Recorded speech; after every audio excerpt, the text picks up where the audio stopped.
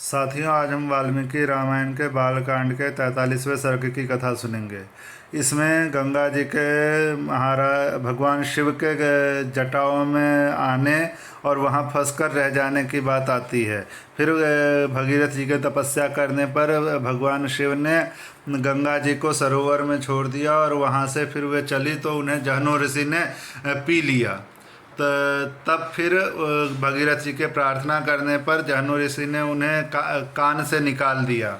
इसीलिए हमें जब ब्राह्मण या क्षत्रिय या वैश्य जब पेशाब करने जाते हैं या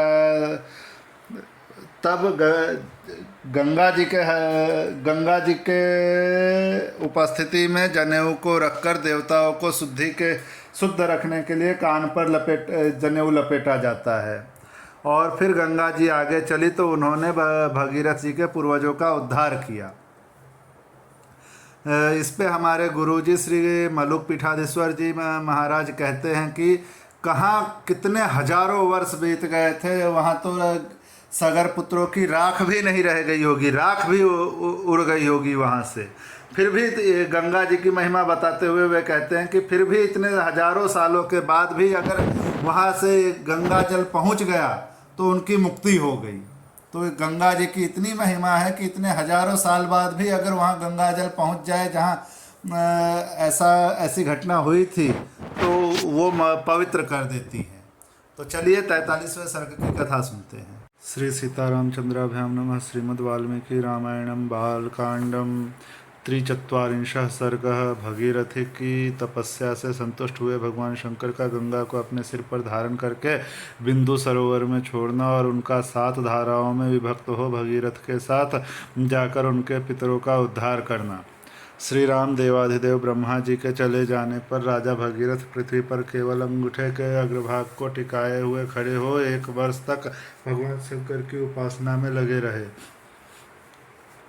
वर्ष पूरा होने पर सर्वलोक वंदित उमा वल्लभ भगवान पशुपति ने प्रकट होकर राजा से इस प्रकार कहा, नरश्रेष्ठ, मैं तुम पर बहुत प्रसन्न हूँ, तुम्हारा प्रिय कार्य अवश्य करूँगा। मैं गिरिराज कुमारी गंगा देवी को अपने मस्तक पर धारण करूँगा। श्री राम शंकर जी की स्वीकृति मिल जाने पर हिमालय की ज्येष्ठ पुत्री गंगा जी अपने चरणों में सारा संसार मस्तक झुकाता है, जिनके चरणों में सारा संसार मस्तक झुकाता है, बहुत बड़ा रूप धारण करके अपने वेग को दुस्सह बनाकर आकाश से भगवान शंकर के शोभायमान मस्तक पर गिरी।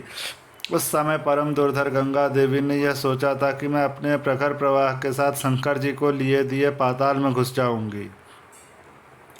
उनके इस अहंकार को जानकर त्रिनेत्रधारी भगवान हर कुपित हो उठे और उन्होंने उस समय गंगा को अदृश्य कर देने का विचार किया।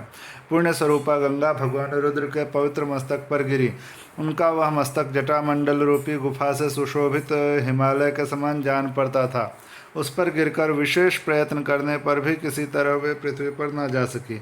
भगवान शिव के जटाजाल में उलझकर किनारे आकर भी गंगा देवी वहां से निकलने का मार्ग न पा सकी और बहुत वर्षों तक उस जटाजूट में ही भटकती रहीं। रघुनंदन, भगीरथ ने देखा गंगा जी भगवान शंकर के जटामंडल में अदृश्य हो गई हैं। तब वे पुनः वहाँ भारी तपस्या में लग गए। उस तपस्या द्वारा उन्होंने भगवान शिव को बहुत संतुष्ट कर लिया। तब महादेव जी ने गंगा जी को बिंदु सरोवर में ले जाकर छोड़ दिया। वहाँ छूटते ही उनकी 7 धाराएं हो गई, ह्लादिनी, पावनी और नलिनी। ये कल्याण में जल से सुशोभित गंगा की 3 मंगलमयी धाराएं पूर्व दिशा की ओर चली गई। सुचक्षु, सीता और महानदी सिंधु, ये 3 शुभ धाराएं पश्चिम दिशा की ओर प्रवाहित हुईं। उनकी अपेक्षा जो 7वीं धारा थी वह महाराज भगीरथ के रथ के पीछे पीछे चलने लगी। महातेजस्वी राजर्षि भगीरथ भी दिव्य रथ पर आरूढ़ हो आगे आगे चले और गंगा उन्हीं के पथ का अनुसरण करने लगी। इस प्रकार वे आकाश से भगवान शंकर के मस्तक पर और वहां से इस पृथ्वी पर आई थी। गंगा जी की वह जलराशि महान कलकल कर नाद के साथ तीव्र गति से प्रवाहित हुई। मत्स्य, कच्छप और शिंशुमार, सूंस, झुंड के झुंड उसमें गिरने लगे। उन गिरे हुए जल जंतुओं से वसुंधरा की बड़ी शोभा हो रही थी। तदनंतर देवता और ऋषि, गंधर्व, यक्ष और सिद्धगण नगर के समान आकार वाले विमानों, घोड़ों तथा गजराजों पर बैठकर आकाश से पृथ्वी पर गई। हुई गंगा जी की शोभा निहारने लगे। देवता लोग आश्चर्यचकित होकर वहां खड़े थे। जगत में गंगावतरण के इस अद्भुत एवं उत्तम दृश्य को देखने की इच्छा से अमित तेजस्वी देवताओं का समूह वहां जुटा हुआ था। तीव्र गति से आते हुए देवताओं और उनके दिव्य आभूषणों के प्रकाश से वहां का मेघ रहित निर्मल आकाश इस तरह प्रकाशित हो रहा था मानो उसमें सैकड़ों सूर्य उदित हो गए हों। शिंशुमार, सर्प और चंचल मत्स्य समूहों के उछलने से गंगा जी के जल से ऊपर का आकाश ऐसा जान पड़ता था मानो वहाँ चंचल चपलाओं का प्रकाश सब ओर व्याप्त हो रहा हो। वायु आदि से सहस्रों टुकड़ों में बटे हुए फेन आकाश में सब ओर फैल रहे थे मानो शरद ऋतु के श्वेत बादल अथवा हंस उड़ रहे हों। गंगा जी की वह धारा वहीं कहीं तेज, कहीं टेढ़ी और कहीं चौड़ी होकर बहती थी, कहीं बिल्कुल नीचे की ओर गिरती और कहीं ऊंचे की ओर उठी हुई थी। कहीं समतल भूमि पर वह धीरे धीरे बहती थी और कहीं कहीं अपने ही जल से उसके जल में बारंबार टक्करें लगती रहती थीं। गंगा का वह जल बार बार ऊंचे मार्ग पर उठता और पुनः नीची भूमि पर गिरता था। आकाश से भगवान शंकर के मस्तक पर तथा वहां से फिर पृथ्वी पर गिरा हुआ वह निर्मल एवं पवित्र गंगाजल उस समय बड़ी शोभा पा रहा था।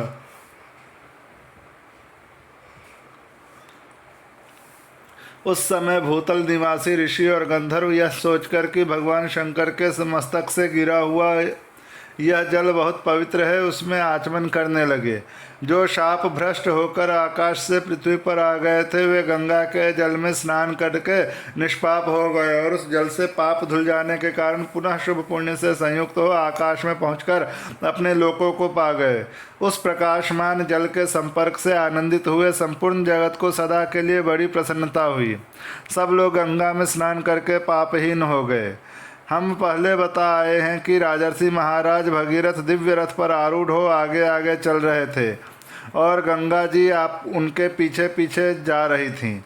श्री राम उस समय समस्त देवता, ऋषि, दैत्य, दानव, राक्षस, गंधर्व, यक्ष, प्रवर, किन्नर, बड़े बड़े नाग, सर्प तथा अप्सरा ये सब लोग बड़ी प्रसन्नता के साथ राजा भगीरथ के रथ के पीछे गंगा जी के साथ साथ चल रहे थे।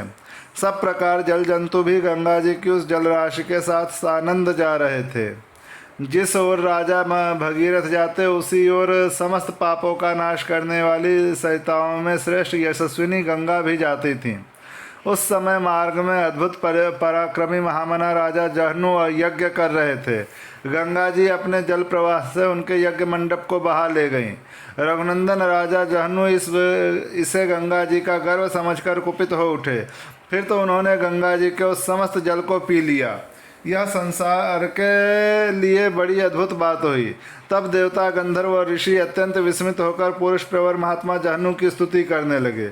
उन्होंने गंगा जी को उन महात्मा नरेश की कन्या बना दिया, अर्थात उन्हें यह विश्वास दिलाया कि गंगा जी को प्रकट करके आप इनके पिता कहलाएंगे। इससे सामर्थ्यशाली महातेजस्वी जहनु बहुत प्रसन्न हुए और उन्होंने अपने कानों के छिद्रों द्वारा गंगा जी को पुनः प्रकट कर दिया। इसलिए गंगा जहनु की पुत्री एवं जाह्नवी कहलाती हैं।